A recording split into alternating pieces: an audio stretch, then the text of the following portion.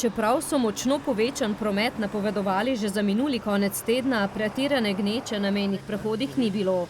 Med našim snemanjem smo opazili le peščico avtomobilov slovenskih registrskih tablic. Največ je bilo Avstrijcev in Nemcev. Pri nam, ko smo pogledali številke, koliko je prometa, recimo vozil prestopilo, je bilo na ta vikend lansko leto prestopilo tam okoli 30.000 vozil, letos pa, mislim, ta vikend zdaj za nazaj pa 10.000, tako da je kar velike, ena tretjina. No.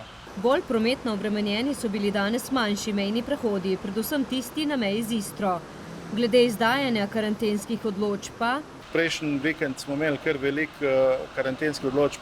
Ta vikend zdaj smo jih izdali vse skupaj 940, prejšnji vikend pa samo v nedeljo smo imeli 1067 pa tako naprej. No. Tako da verjetno so to ljudje bili s tem seznanjeni in so tudi upoštevali, bi rekel, da so se pred tem že vrnili nazaj, tako da pred šolo in pa pred začetkom šolskega leta, da bojo to karanteno dokončali. Dvotedenska karantena torej od polnoči velja še za Hrvaško.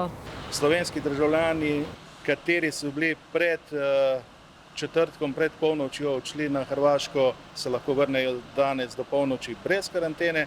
Tisti, ki so šli po polnoči, so že tako zdaj zajeti v karanteno, pa plus ostali, bi rekel, te državljani, ki prihajajo iz Srbije, Bosne, Bolgarije, ne vem, Makedonije, Severne, vsi tej. Popuščanja ob morebitnih kolonah nocoj okoli polnoči ne bo, zagotavljajo možje v modrem. Ljudje so bili to, bi rekel, seznanjeni že dalj časa nazaj, že od četrtka se govori, tako da je bilo dovolj časa in bi s tem tudi, bi rekel, svoje potovanje priredile pa, da bi se prej vrnili pred polnočjo. Tako da ne bo popuščanja.